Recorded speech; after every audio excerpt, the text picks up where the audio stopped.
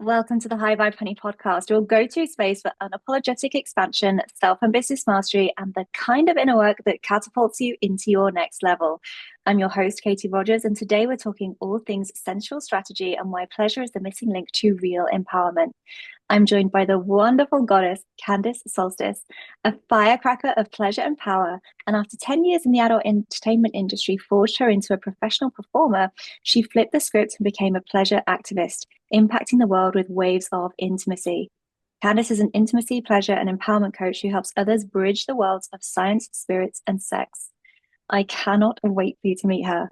But before we dive in, and don't forget, there's still time to enter our podcast launch competition. One lucky listener will win a free 60-minute one-on-one coaching session with me. All you have to do is follow the podcast, leave a 5-star rating, screenshot it, and DM it to me on Instagram at Katie Rogers Coaching.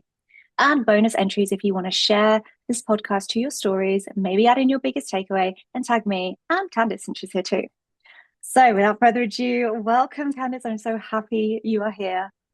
I am so excited to be here. Thank you for that beautiful intro. Wow. You're such a goddess. I'm really happy to be sharing this space with you. So, to start things off, I would love for you to kind of introduce yourself a little bit more. Tell us more about your journey into pleasure as you experience it today. Yeah. So it's been quite a journey, and I feel like it's never ending. I think pleasure is one of the realms that has been made to be so taboo, Yeah. so many stories around accessing our bodies and our pleasure. So even for me, I've been on this journey for about 7 years now, and I still find that I'm uncovering more gems and parts to this. But up until I guess I left the adult entertainment industry when I was 28 years old. And with that, I mean, I had been hitting quite a low, quite a rock bottom in my life. I was also tied up in addiction. And yeah, I decided that I was going to, I kind of like felt myself at this crossroads where I was like, I really could hear my intuition, even in that darkness, say, like, you are choosing this. And I knew in that moment that I could choose something else. And it was really scary because I had built my life around being desired by men. That was Yeah. really all I knew. So my pleasure was never for me, it was always to please men. And Mm-hmm. everything that I had done up until that moment was how to get men to fall in love with me. And the irony was, I didn't trust men. So it was this really wild place that I was living in where I was just never satisfied, never complete, never, there was never enough. I was just kind of chasing my tail. Yeah. And in that, when I had decided to find a new way, it started with a journey. It was a yoga teacher training, and that was the first kind of step for me getting back into my body. And once I kind of felt the light, I was ready to go into the darkness. And I think Yeah. it's important to mention that because I was in such a dark place, I think doing shadow work may have rocked me a little too hard. And it might have just been a little more challenging. But I feel like once I had the tools of knowing how to love myself and knowing, or at least the little crumbs of how to love myself, then I could dive Mm-hmm. deeper. So I started seeking out teachers, Tantra Taoist teachers that would teach me how to experience authentic pleasure, which I had no idea what it felt like up until that moment. It was all the only thing I knew about sex and intimacy was through porn. You know, my parents didn't have a healthy relationship. They didn't even sleep in the same bed. They never said, I love you. They never held hands. They never kissed. They never hugged. So it was all like I had to teach myself, and I had to sort of seek out healthy relationships that existed in the world and get out of the echo chamber of fear, scarcity, and performance. And so I did. I continued to And it wasn't like I found a teacher and then I was like, okay, I got it. It was like, Yeah. this is like never ending. And I'm still training. I'm currently in a training with Layla Martin right now. Oh, And I love Layla Martin. yeah, she's amazing. I I'm was so so nearly in that training grateful. this year too. Uh, yeah, well, that would have been fun. We love to train Yeah. together. Yes. um, Yeah. yeah, and I just continued, and it was almost like I would go some, and in the beginning, I was so driven. And I think learning about the Enneagram through the Institute of Coaching Mastery, I learned that being an Mhm. Enneagram 3, sometimes even that can be performance, where it's like, I just want to get the certifications and the trainings, and like all of the knowledge was just like living up in my head, but I didn't Yeah. have any wisdom in my body. So I did do certain retreats and trainings that would send me into these like super big highs. And I'm like, I'm healed. I feel pleasure. And then I would come home and like curl into a little ball and be like, no one touched me. No one talked to me. So, so it's Yeah. been a journey of learning to kind of titrate my nervous system and just dip my toes and say, okay, I'm ready for a little bit of this. I'm ready for a little bit of this. And what I found was slowing down and taking one training at a time, working with one teacher at a time, and really slowing down on my responsibilities has allowed me to expand pleasure from the inside out. And it has been life changing. And I have been able to really feel pleasure in like my toes, in my shoulders, in everywhere, like so much beyond my pussy and so much beyond like my sacral or these areas where we think pleasure lives, when it's really like Mhm. a dance through the body. And it's been amazing. Ah, totally. So gorgeous. And so Candice and I, we did a training program together, but we didn't really meet so much through that. But we have a mutual friend, Sam, and the more that Sam learned about my story, I was like, you gotta meet Candice, you gotta follow her. She's amazing. And yeah, even what you shared, there is so much similarity in our stories. And I think a lot of women can resonate with this idea of shame being a big part of the pleasure journey. And then you and I were both Enneagram 3. We both have time in the adult entertainment industry and yoga teacher trainings and all these things that have led us through like actually a very similar path. And so I'm so excited to have this conversation with you. And what I love in particular about what you just shared is this idea of accessing more pleasure through creating more safety within yourself and creating more acceptance, and then seeing the pleasure beyond the performative part of it, but beyond that, beyond even what we're led to believe that pleasure is, i.e., like it just exists in like erogenous zones, but being able to build pleasure into the whole body, building it in even outside of sex and love and into your friendships, into your business, for example. And so I would love to hear more about that, into what pleasure means to you now at this stage of your journey, beyond kind of like the, I guess the meaning that most of us will give to it.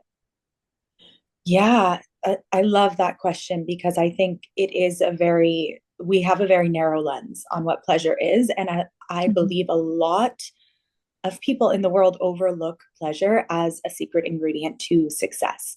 And success to me is not how much money you have or how many followers you have. Success is the feeling of satisfaction in your life. That's what I believe it is. And I don't believe we can do that without weaving pleasure into our day to day, because without pleasure, most of us will experience a level of burnout, a level of dissatisfaction. We'll kind of meet these levels in our relationships and be, when there's discomfort or when something rocks the boat, we think it's over, it's ended, when it's really an opportunity for us to even go even deeper into intimacy. And I don't think we can really do that until we're willing to go within and meet ourselves there first. So for me, and I am so guilty of this over the past, I would say 6 years, is having these relationships and seeing almost the ghost figures of my parents and my partners, and then projecting all of my fear into who this person is, and not seeing them separate from the people of my past that have hurt me.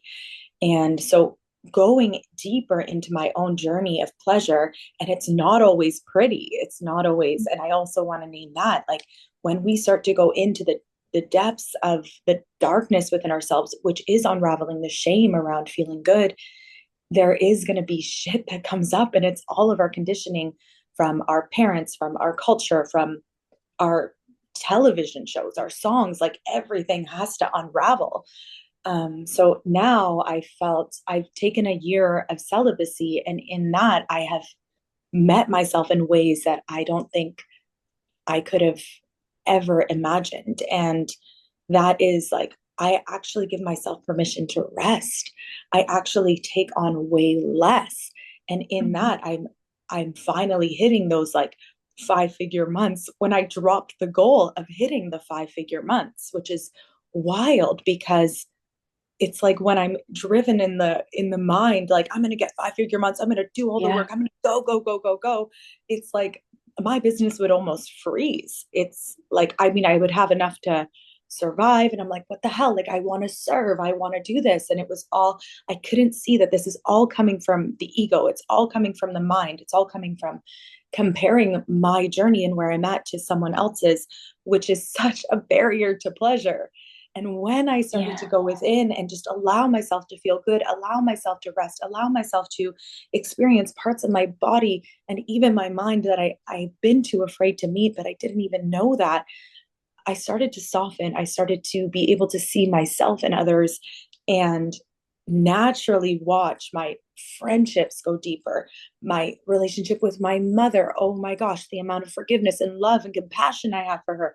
My Mm. relationship with my birth sister, which has been one of the most challenging relationships of my life, has grown into the most beautiful, fulfilling relationship where she's come to my retreat and such a skeptic on everything that I do, and just like went right into it. And we came out like so much stronger, which that to me is success, where I can sit with my family and actually believe that they love me and accept me, which is, I never believed that before. I always felt like I had a story that I'm the black sheep and no one understands me.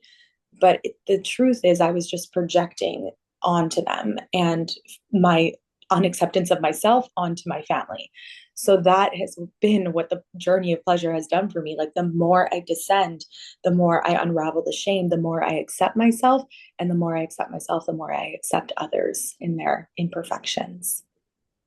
Oh, what a gorgeous story. And I love how this projects so much wider than what we imagine pleasure to be, and in the evolution of the relationships that you can have with yourself that then mirrors out into others. So I did another podcast episode about wholeness, that's EP1, and one around judgment, which is episode 2. So if anyone's like, I want to know more about this stuff, feel free to rewind and go listen to those ones as well. But yeah, you're so right in that we often create this story and this narrative of how the world works or our places within it. And then we're like, wait, I'm creating this. This is my story that I get to experience through another, through the mirror, the lens that is this world. And then you get to choose differently. And yeah, it takes courage. It takes bravery to lean in to that darkness and shine a light into those rooms that you've never been able to do before, and instead just imagine it exists outside of you and others. But yeah, wow, the growth and the healing you can have not only with yourself and your relationships with other people and the way that they then as a result show up and meet you and what you can create together is just, yeah, phenomenal. Thank you so much for sharing that. Yeah, and something I want to name that you had mentioned earlier was around that piece of safety, because I think we can become so, I feel like pleasure and intimacy, it's kind of trending right now, which is a good thing because it's Mhm. making it into the mainstream, and more people are awakening to it in the mind. But there is a level of recognizing like, where are you actually like safe to go into this journey, and that might not mean you go to this like to 100. It might mean that you start at Yeah. 0 and you go to 10, and then you spend a year at 10, and then you take that 10 can expand you to 30, and then that 30 can expand you to 60. And it's almost like just making sure that we're approaching pleasure with this level of compassion for ourselves and understanding that we have been conditioned to see our pleasure and our bodies as sinful and wrong. And whether or not you grew up in in a religious household or going to Catholic school, it's still in our culture. You look at our calendars are even like geared. We're Easter Monday, like we have a holiday today based on the Christian or Catholic calendar. So just recognizing that it doesn't matter if it was in your household, collectively, we are a part of this conditioning. So there's something magical that happens when you accept where you are in your journey with this and start to titrate slow. And in my experience, that's where you have really long-term success in your, not only with yourself, but also with the people in front of you. It's like recognizing that, wow, I don't need to go from 0 to 100. I can just go 0 to 10. And when we take off that pressure and pleasure do not go together. It's just they're opposing forces. So when we take off that pressure of thinking that we need to be this like wild sex goddess, like living in the jungle and like doing all these wild, crazy things, and maybe that's where you want to be, but recognizing that to really unravel this conditioning, the most important piece is to really accept and acknowledge where you're at and start to take it slow.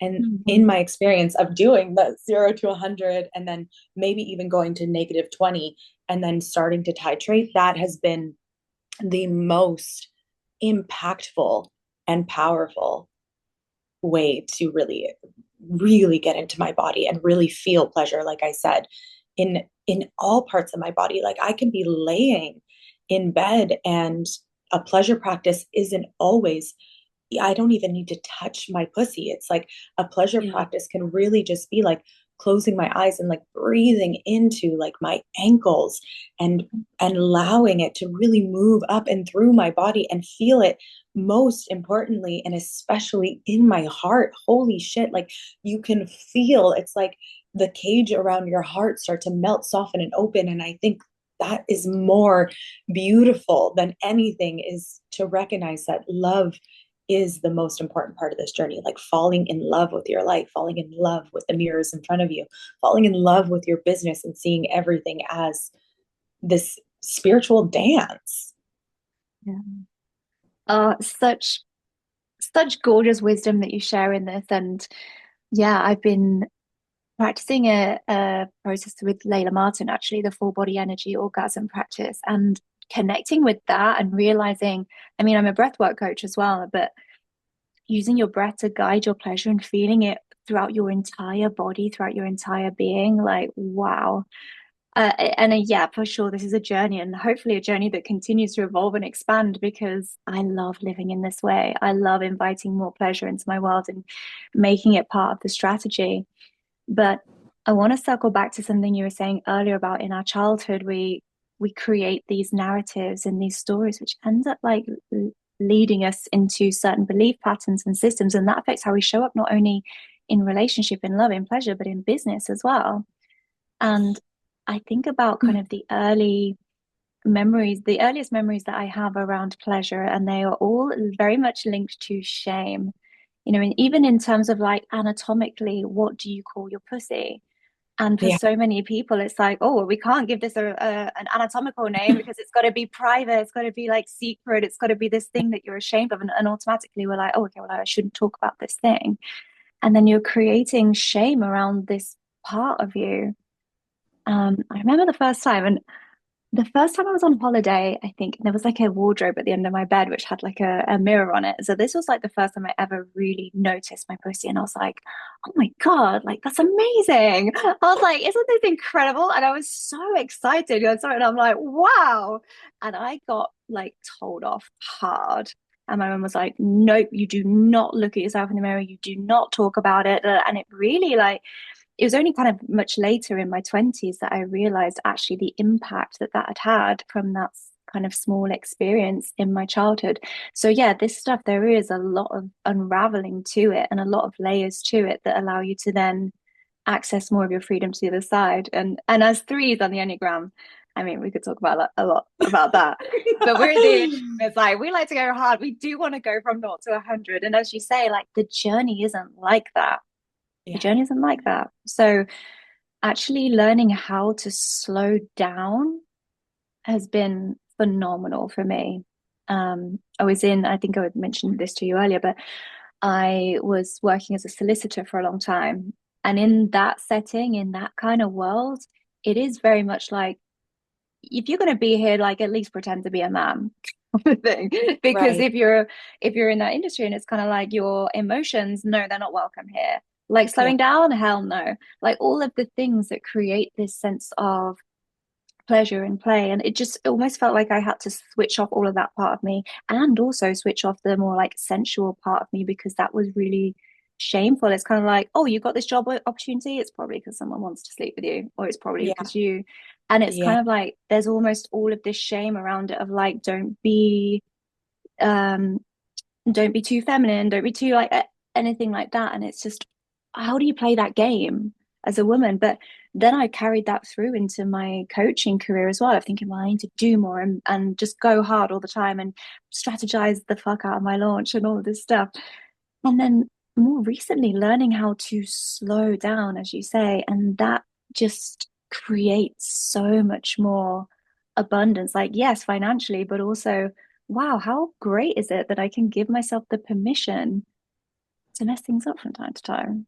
I can give myself the permission to Yeah. experiment with my business and like, oh, the permission to expand my time horizons around what I'm creating and how I want to do that and build in pleasure as part of that strategy. So yeah, you're just speaking to my soul. Everything you're sharing, I'm like, yes, yes, yes, yes, yes. And I know there are going to be so many women listening who are just going to resonate so hard with what you're sharing.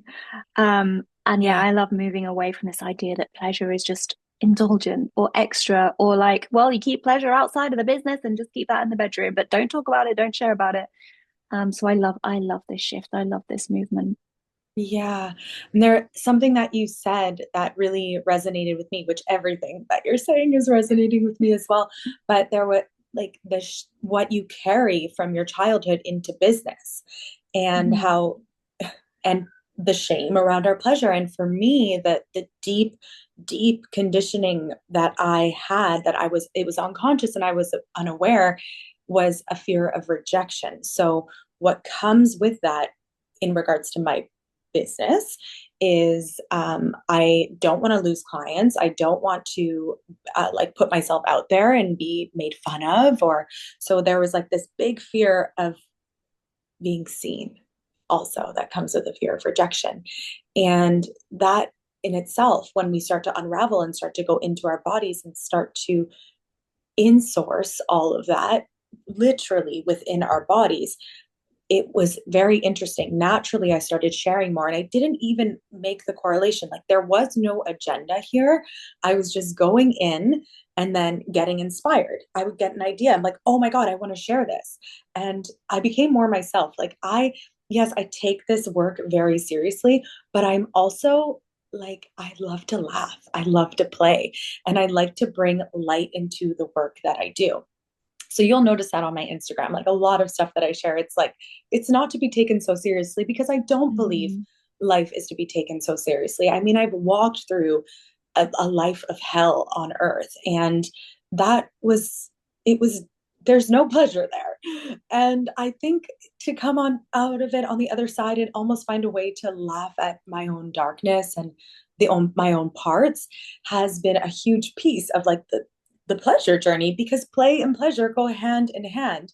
And just recognizing that the more I rest, the more I play, the more creative insight I get. And it's almost like now I'm co-creating this business with something that's greater than me. Or that's what it feels like to me, where it's like, oh, that's so funny. Yes, I want to share that. That resonates. And I'm like laughing at my own content, and it's almost like it's for me more than it's for anyone else. And beautiful that sometimes it really resonates and really blows up and sometimes it doesn't. And that's okay. Like you said, like what a beautiful journey to just be able to play with the possibility of like failure and falling in love with failure as a part of the journey too, and not being so consumed by it.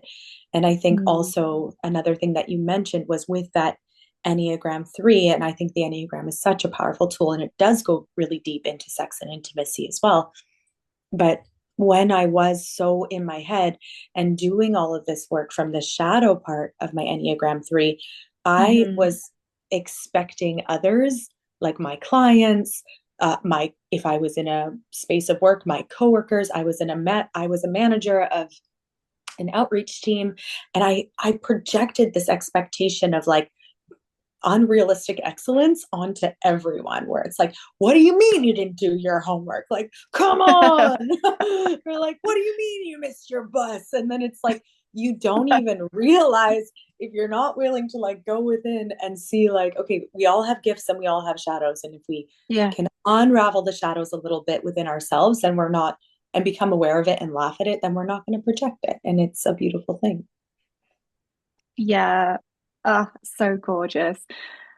I would love to talk more about this idea of pleasure being connected to business growth and expansion, because I think there are a lot of people who come into their business and they play this game of, I'm just going to work as hard as I can, especially if there's threes, and there's a lot of them in my audience. I magnetize those to me. Same. But yeah, like attracts like, right?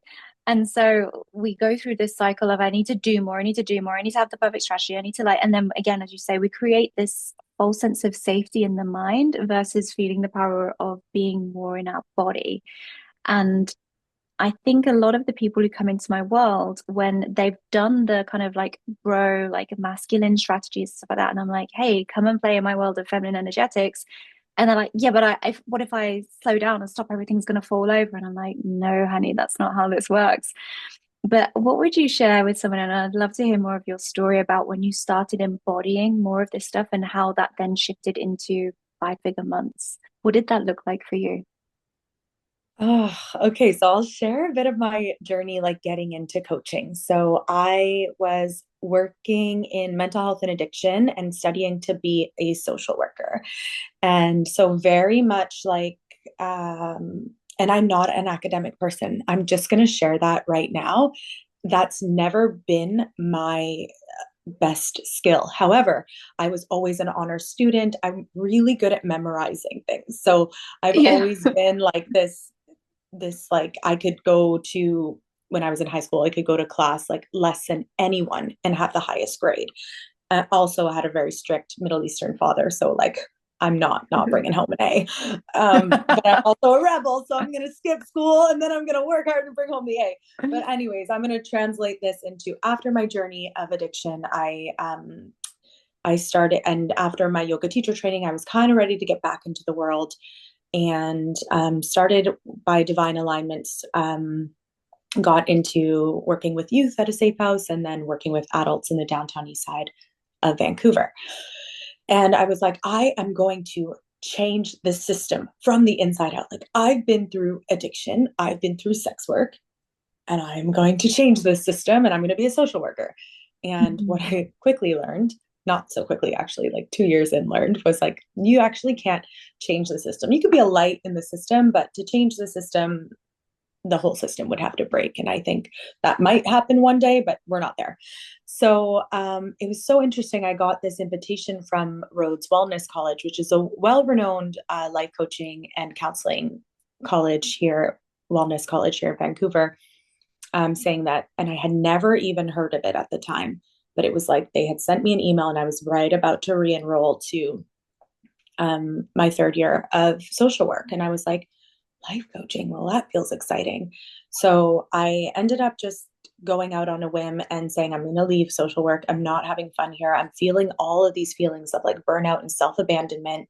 And I feel like the life coaching made me feel really excited. And it was almost like being back in my yoga teacher training. Like, this is how I learned, sitting in circle, talking about feelings, emotions, sensations, and all of these beautiful things. And I did half of my training while I was in Peru at a retreat, which was incredible. They were so accommodating, and it felt like more of a work-life balance. I could already feel that.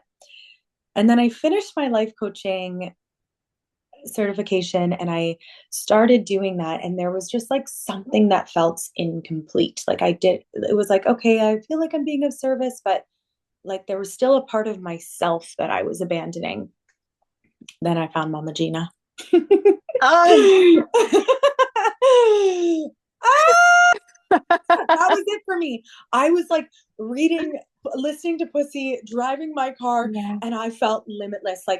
Yeah. Like you could do anything. I had like put my hand on my pussy, and I would be like, look at the stoplight and be like, the traffic light and be like, turn green, and it would turn green. And I think like that Yes. happens when you have these powerful teachers that remind you how powerful you are. And I Yeah. knew that I was going to need to weave like the aliveness that I felt in my body. I knew that I couldn't authentically just be a life coach. And it's not that just a life coach, but for me, it was like, I need to also bring pleasure into my work because it's so important to my story coming from adult entertainment and being so disconnected from that and being a Yeah. professional performer for more than 10 years. Like, I'm like, if I can do this, like anyone can, and I can't think of a better person to teach this than me. So I ended up enrolling into the School of Womanly Arts and weaving in like the tools from the School of Womanly Arts into my coaching, and it was really powerful. Then I started Women's Circle, and it was really powerful. Now this is where I'm going to start to weave in how pleasure impacted my business. Yeah. So then I started sort of being a leader 100% of the time. And I stopped receiving because things started growing for me. My circle started filling up, and I started to become that driven Enneagram 3 again, where I was starting to kind of reach and grab and avoid my own pleasure. So I was no longer at the School of Womanly Arts, and I dropped all the tools. There was no like, I stopped living in the embodiment of pleasure. Now, it's not that like my business failed or anything like that, but I was starting to burn out. So, who I was showing up as in a one on one session or in circles, like I was tired. And even if my clients or the women that were in the circle couldn't feel that, I could feel it. Like, I was like, no longer so excited to show up to circle to serve these like magnetic codes of confidence and pleasure and desire. I was like talking from my mind and not my body.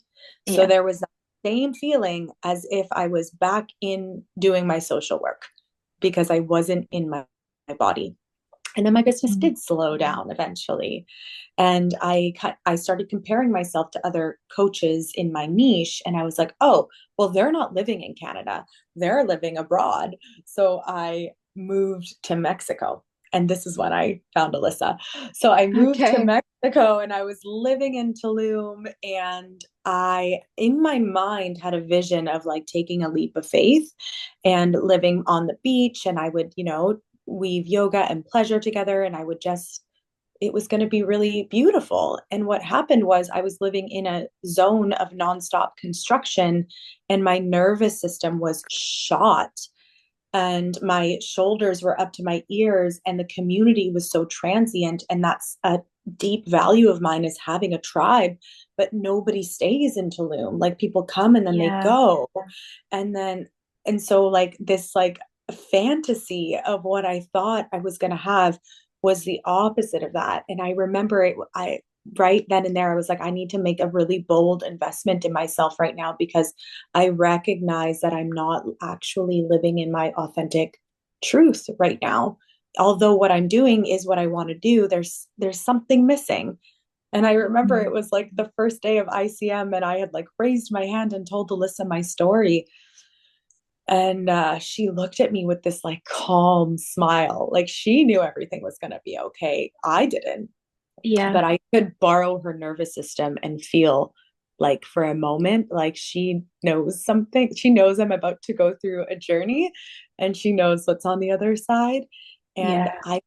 I was mind blown because honestly, like when I signed up for ICM, there was a part of me that was like, I'm going to be the best coach ever, and I'm going to be up here, and I'm going to be so like renowned. And what really happened was I went really deep Yeah. into finding myself. And sometimes this is what I mean. Like, it's not always about going through the pussy or finding pleasure that way. Sometimes we descend through different and descend into pleasures in ways we never even knew were going to happen. Like, I didn't know that when I signed up for ICM.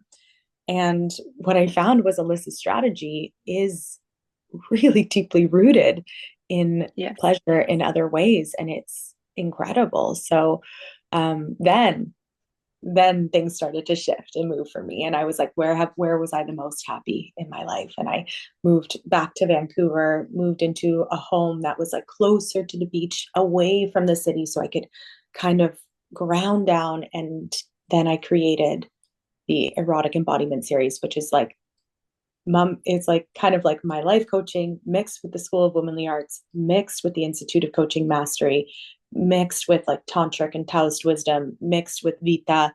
And I brought it all Yeah. together to create this like 10-week program where I would also participate in it before doing it. So I will do the Mm-hmm. activations before giving it. And this is when my business blew up, and I was able to hire an assistant who's also been through Vita, and even take more pressure off of myself. Now it's more fun Yeah. because I'm collaborating, and I have two beautiful minds, and things really started to unravel and grow and blossom. And yeah, it's like I had to fail and fall, and to learn how to kind of stay in alignment and in embodiment and with my pleasure, because you might find yourself on a rise when you're living from the mind. I don't think that that's not possible, but I do believe that when we're only living from our minds and only chasing our egoic desires, Mm-hmm. we can be so focused on that and it can really work. But I found for myself that there was always a level of dissatisfaction and underlying burnout. And I'm just tired, and I'm like not feeling in my magnetic energy. And like I said, even if no one can feel that, there is like something to be said about like, I want to feel good. I want to feel Yeah. alive. I want to feel electric. And yeah, and that was it for me. That was when things really started to skyrocket and take off. And yeah. Ah, I love that so much. And it's sort of only with the benefit of hindsight do we get to see how valuable those moments are when we get to stop and recalibrate and meet those depths of ourselves. But when you're in it in the moment, and especially if you're a three and you're like, I want to have a record breaking month every month, and then you hit this dip, with the Alyssa's program, I absolutely had to take a step back from my business while I was doing my deeper work. And I started that course thinking I was a pretty good coach. And I got humbled real quick.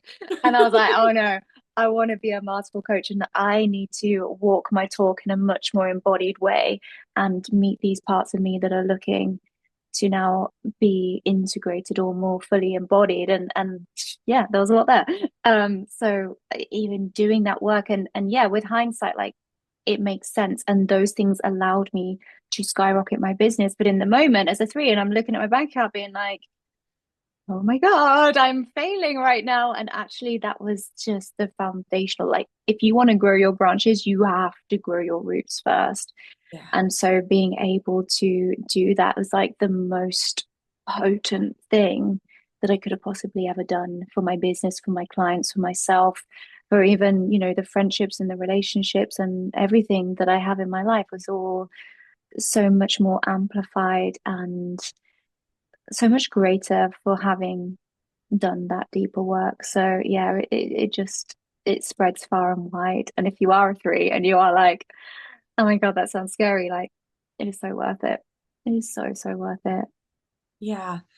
Yeah. And I think just reminding whoever is listening and thinking like, oh, that sounds hard or that sounds scary, it's just maybe question if it's hard and scary right now as it is, even if like the Yeah. world doesn't know it, because sometimes we can kind of fall under the spell of like change is going to be hard and scary, but we don't actually, it's like we just question it. Wait, like I'm actually suffering right now. It's hard and Yes. scary right here, right now. So it's kind of like you can choose to change that story. And it doesn't necessarily mean like the first teacher or course or path you Mhm. take is going to work, but there is something to be said about having a desire to really meet yourself and really meet a part of yourself that you're ready to meet. And if that's pleasure, then recognizing that it is a journey. The Yeah. more conditioning that we have around something, the more work it's going to be to unravel. Doesn't mean it's going to take forever. And for some people Mm-hmm. it doesn't. It really depends on how deep your own conditioning went in your household, Mm-hmm. and even in your school. Like that conditioning from when you were a young child, it tends to be a little bit more difficult. I mean, growing up in a home where my father is Middle Eastern and very disconnected from his pleasure, and never seeing my parents interact and, you know, romantically, it was a challenge for me. And yet I look at the fact that I got into adult entertainment because there was a deeper part of me that, because it was made to be so taboo in my household, and also Mm-hmm. going to Catholic school, like my inner rebel just went straight into the sex work industry. Yeah. Pardon me. So yeah, recognizing that, like, I think that life has a funny way of taking us into exploring the parts that have been made to be seen as bad or wrong. And I, Yeah. like, didn't have the most empowered journey in sex work like many people can have. However, what I did discover was that, you know, I was less insecure around my body, less like I started to Mm. shed those layers at least, which is huge, because I think we have a lot of conditioning around Yes. our body. But I mean, in the other end of that pendulum was like I was very numb to it entirely. I was like, this is what I use to make money. There is no Mm-hmm. love. There is no love here. So yeah, it's always a journey. Yeah. It's a journey, and it's just entirely this space of becoming. And even if we don't understand, like, oh, why was that part of my journey? Whether it be the jobs that you've done, the people that you've had relationships with, the experiences that you've had, you get to see that it all is kind of like the chapters all make sense only when you look back and you're like, oh, of course that would have been part of the journey. Of course, I was picking up some tools in this space that allowed me to then meet this chapter of myself. And so sometimes in those moments where I'm sat like, why is this hard? It's like, well, I'm choosing my hard right now, as always. And reconnecting to the power that I have in that moment and realizing this is a chapter that I'm writing right now. Yeah. And so, yeah, what a beautiful way to be when you can see the gifts in your experiences, even when they are hard. And I really do think that no exceptions, every one of us will have shame, every one of us will have fear. And you can go through life hiding from those things or pretending that they don't exist. But actually, when you dive into those, is where your greatest power is sourced. And so, like, showing up with that sense of courage and with that sense of bravery just leads you more and more into your power. And so, I'm so grateful to be walking this path now. Yeah. And I love that you had said that, because I don't know if you know Kate Northrup. She's like Mm-hmm. incredible, Oh, we have incredible. so many like Yeah. mentors that we both admire and learn from. When you mentioned the Mama Gina, and I held up my Mama Gina book, and I'm like, oh yeah, I'm deep in this one as well. Yeah. Yeah. Um, yeah, it's funny. I think Kate and Layla both went to the School of Womenly Art. So I found all of my Mm. teachers through Mama Gina, essentially. However, I will say that I've done workshops with Kate Northrup, and her teacher had told her that your level of resistance is equal to your power on the other side of it. So Mm. whatever you have the most resistance to is likely the piece where on the other side you're going to be the most powerful in. And so if you're listening to this and you're like curling up into a little raisin thinking about even Yep. even attempting to dip your toes into pleasure, also just recognizing that that's probably because there is just a world of power waiting to be unlocked on the other side of it. and and I think it is such an important part to the strategy, to the business, and to life itself. It's like, do you want to be sitting at the table next to the person who is just like so magnetic and alive and just wants to talk about the possibilities and beauty of the world, or do you want to sit next to the person that's kind of feeling like really dull and sad and stuck in their loop of complaining, or really like what's wrong in the world, which there's a lot wrong in the world, but we can also focus on like what's good in the world. And that's another thing that my pleasure has really allowed me to do is to see the beauty in the world, to choose. Like pleasure is also like, for me, it's a full-time job. It's like, Mm-hmm. what am I information am I taking in on my Instagram? I've turned my Instagram into like, this is my like virtual home, and like who gets to be in this home, who are the guests that I'm inviting into this. And for so long it was like just so much division and separation, and I just like, the more I went into my body, the higher my boundaries were. And I said, no, like this person doesn't, like, that's okay. You get to have that belief and you're not allowed in my virtual home.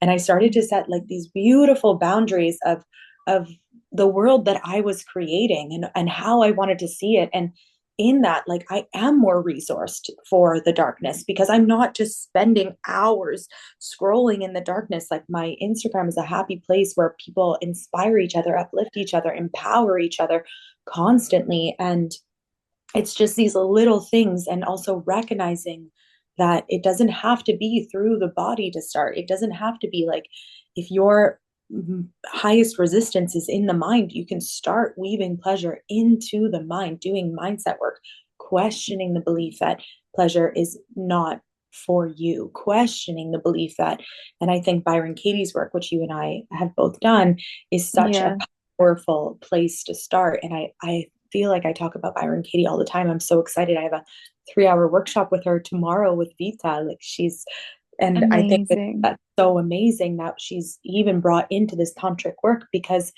we forget that pleasure, that we are whole beings and we are mind, body, and spirit. And sometimes like we can have all of our cortical mind, or the part of us that's like really trying to keep us safe, the primal, is really not wanting to go into pleasure. So we don't have to start through the body. We don't have to start by like cupping our pussies and like saying mantras. We can actually start even simpler than that. We can question that pleasure is bad or wrong. And we can come to our own truth. And once we come to our own truth, the mind can soften. And then there can be less resistance around cupping your pussy, if that's where you want to start. And there can be less resistance around touching your body slowly and massaging your breasts, or massaging any part of you, even if you're not a woman listening to this and you have other parts that you want and you feeling disconnected from your pleasure. Like, this work is for everyone. So yeah, I just wanted to also name that, because I think we make it a big deal in our minds, and we think that it needs to look a certain way. That's just another level of performance, which most of us get caught in, having sex with our partners when we don't want to because we're afraid of being left, or not having sex with our partners because we have some story around our bodies and what it's going to mean if they see us in this way or that way. So, yeah, I just also wanted to go there because I think it's important. Yeah, beautiful. What is making you feel most alive right now? Oh, okay. Wow. Most alive right now. Well, I recently got into a community garden, and this is something that's new for me. I've never gardened before in my life. And Mhm. I think there's like this level of childlike wonder that it's bringing to my life, like to grow food. I'm like, oh Yeah. my gosh. And for me, food is such an important part to pleasure. I mean, if there is one thing that this girl is spending her money on, it is like the most beautiful local organic food. And I like to eating the rainbow, and I'm like, I get to grow it now. So I had my first in Vancouver. There's not much land with the houses here, but there's a lot of beautiful community gardens. So I'm in Kits, and I'm at this community garden, and I went to my first garden party, and we're all ages, and we're all like, I learned how to make compost from scratch, and it's bringing this childlike wonder of learning, and it does make me feel almost like I'm in a tribe of some sort. It's like this is real life school where we're learning to like Yeah. touch the dirt and get dirty, and I know that over this summer, like there's some things that I'm gonna fail at growing. So it does feel like this really playful initiation into getting it right and getting it wrong, and learning and having fun with it. So that's actually what's bringing me the most pleasure right now, which might not be what you expected. Yeah, that I mean, I wasn't expecting that, but I do love how connected this is to this idea of being creators and, Yeah. and getting out of your mind because you can plant a seed, but you can't think your way into it growing. Yeah.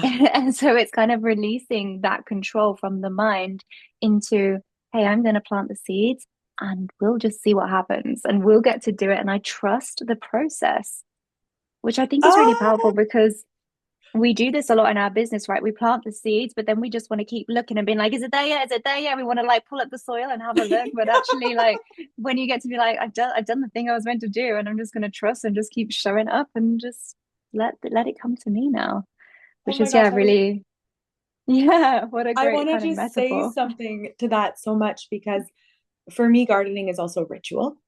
And when Mhm. you said planting the seeds, so I call all of my seeds wishing seeds. And I'll always Yes. like make a wish as I plant a seed. When I eat an apple, it's literally the only thing that's left is like the stem and the seeds. I eat Mhm. everything else. And then I'll always like hand them and be like, here's a wishing seed, handing them to my friends. And like, whatever you wish, it's going to come true. I don't know when, but it's a magical wishing seed. So it's also how I bring so much play and into life, which is, it's a top value of mine. So thank you for naming the seeds because that's also why I love it so much. Oh, gorgeous. I feel like I wanna keep you for ages, but I can't. So is there anything today that we haven't spoken about that you would love to touch on before we close out? Yeah, I think just really reminding yourself that you are worthy. You are worthy Mm. of feeling good. And I think a lot of us can be addicted to stress and we can be addicted to suffering. And there is this unconscious belief that if we suffer enough, then we get to feel good.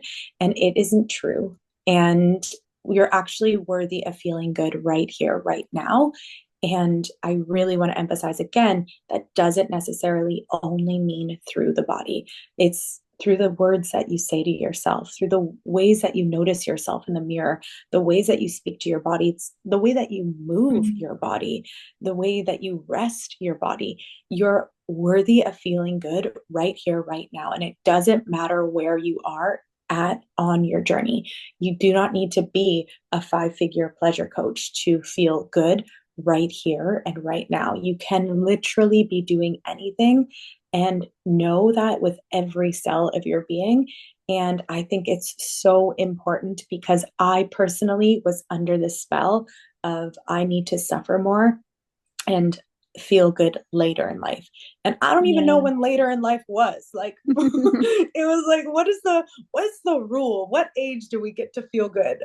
And it's like no one told us that.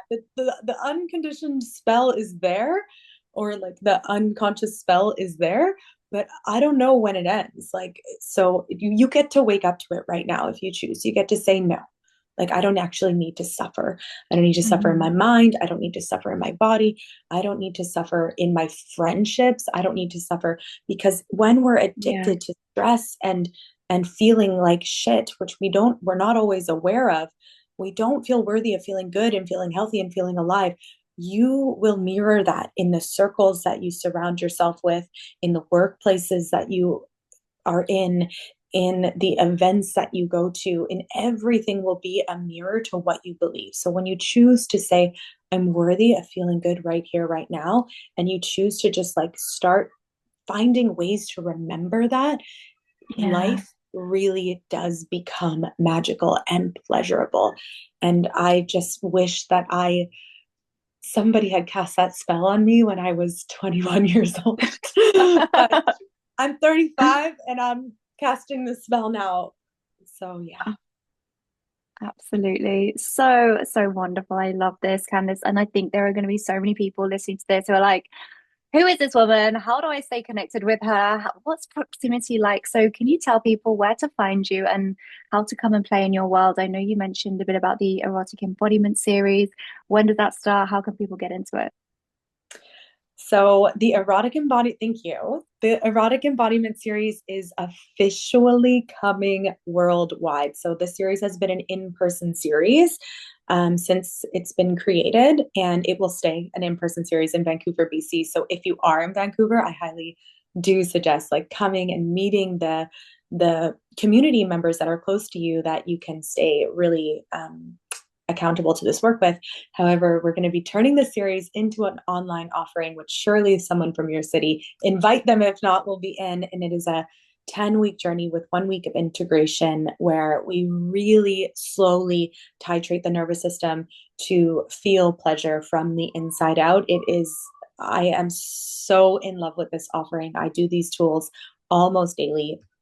And yeah, it's incredible. So myself and my partner Alina Camargo, who is a mystic and medicine woman, are creating the online version. So it will be a blend of level 1 and level 2, and it's going to be coming at the end of July. The best way for you to find it and sign up will be to follow me on Instagram. So it's at Candice Solstice, and Candice is Candice. Solstice is just like winter solstice or summer solstice.